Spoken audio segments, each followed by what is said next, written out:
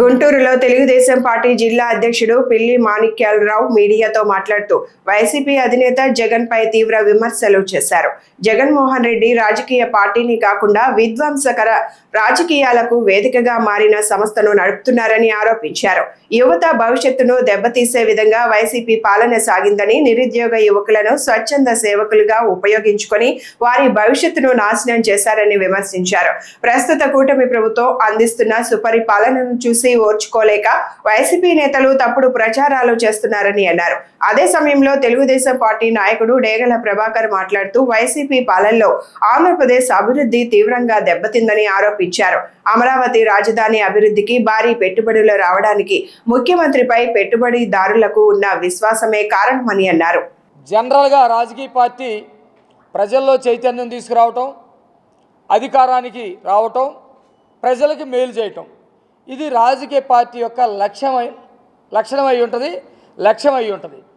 కానీ జగన్మోహన్ రెడ్డి దీనికి భిన్నంగా ప్రవర్తిస్తున్నాడనే సంగతి అందరికీ తెలిసిందే. ఈరోజు జగన్మోహన్ రెడ్డి యొక్క ప్రవర్తన చూస్తూ ఉంటే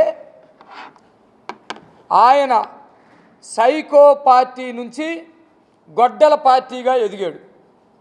సరే, గొడ్డల పార్టీ దగ్గరైనా ఉంటాడనుకుంటే గొడ్డల పార్టీ నుంచి బొద్దెంక పార్టీకి దిగజారాడు. సైకో పార్టీ నుంచి గొడ్డలకి ఎదిగి గొడ్డల నుంచి బొద్దెంకకి దిగజారాడు. ఆయన అన్న మాటలే ఇవి. సైకోగా ఉన్నప్పుడు తండ్రిని లేపేసి రాజకీయ అవకాశాలు పొందాలని చూశాడు. ఆ తర్వాత గొడ్డల పార్టీగా ఎదిగి బాబాయిని నరికి రాజకీయ పార్టీగా అవతారం ఎత్తి ముఖ్యమంత్రి అయ్యాడు. ఇదంతా కూడా మనం చూసాం. నిన్న ఆయన ప్రెస్ మీట్ పెట్టి మేము బొద్దింకల పార్టీయే, మేము బొద్దింకలే అన్నాడు. జనరల్గా ఏదన్నా ఒక మొన్నటిదాకా సింహం సింగిల్గా వచ్చింది, మేము వస్తే అసలు ఎవరు తట్టుకోలేరు అని చెప్పాడు.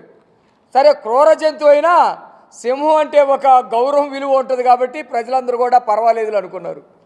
ఇలా సింహం దగ్గర నుంచి ఏదో జంకకో కుందేలుకో తాబేలు కన్నా మారతాడు అనుకుంటే పనికి మాలిన చేదరికి గురయ్యే, ఆ పేరెత్తితేనే ఒళ్ళు జల్తరించిపోయేటువంటి ఒక క్రిమి కీటకమైనటువంటి బొద్దింక స్థాయికి దిగజారాడు. నాది బొద్దింక పార్టీ అంటాడు, నాకున్న బొద్దింక లక్షణాలు అంటాడు, బొద్దింకలాగే మా వాళ్ళందరూ కూడా పెంచుతున్నాను అంటాడు. నిజమే అనిపిస్తూ ఉంది. బ్రహ్మాండంగా పరిపాలన బాగుంది, ప్రజలందరూ క్షేమంగా ఉన్నారు.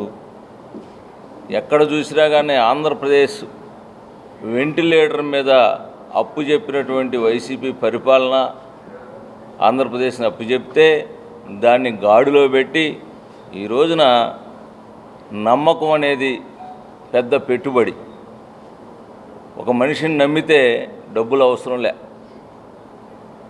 33,000 ఎకరాలు కేవలం ఒక బ్రాండ్ సిబి అనే బ్రాండ్ మీద, మరి మనకి పూర్వీకులు మన ఆస్తుల మీద ఎంతో ప్రేమలు ఉంటాయి, ఆప్యాయత ఉంటుంది. మనం ఒక ఇల్లు అమ్ముకోవాలన్నా పొలం అమ్ముకోవాలన్నా కానీ మా తాతగారు ఇచ్చారు, నా నాన్నగారు ఇచ్చారు, మా నాన్న ఇక్కడ తిరిగాడు, ఈ ఆస్తి నేను ఇవ్వను అనేది ప్రతి ఒక్కరికి కూడా అది మానసికంగా అనుబంధం కలిగి ఉన్నటువంటి అటువంటి ఆస్తులను కూడా ఒక సిబిఎన్ గారు అడిగాడని చెప్పేసి, చంద్రబాబు నాయుడు గారు అడిగారని చెప్పేసి ఆ రోజున 33,000 ఎకరాలు ఎమ్మటే ఇచ్చారు.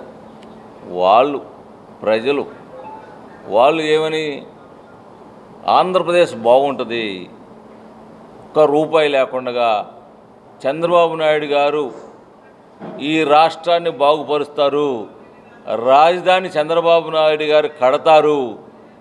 దానికి అంతకుముందు మనకు ఉదాహరణ హైదరాబాద్ని ఎట్లాగా డెవలప్ చేశారని చెప్పేసి అది చూసుకొని ప్రజలందరూ కూడా ఏకతాటిపై ఒక్క రూపాయి కూడా లేకుండా వాళ్ళకు అనుబంధం గలటువంటి భూముల్ని ఆస్తులన్నీ కూడా ఇస్తే ఈ రోజున అటువంటి బాబు గారు చేస్తున్నటువంటి అభివృద్ధి సంక్షేమ కార్యక్రమాలన్నీ కూడా బ్రహ్మాండంగా ఘాట్లో పెట్టి ఇలా ఆనందంగా ప్రజలందరూ కూడా సంక్షేమం వైపు కానీ అభివృద్ధి వైపు కానీ రాష్ట్రం అభివృద్ధి చెందుతూ ఉంటే ఈ జగన్కి 11 సీట్లు కూడా రావేమని భయం పట్టు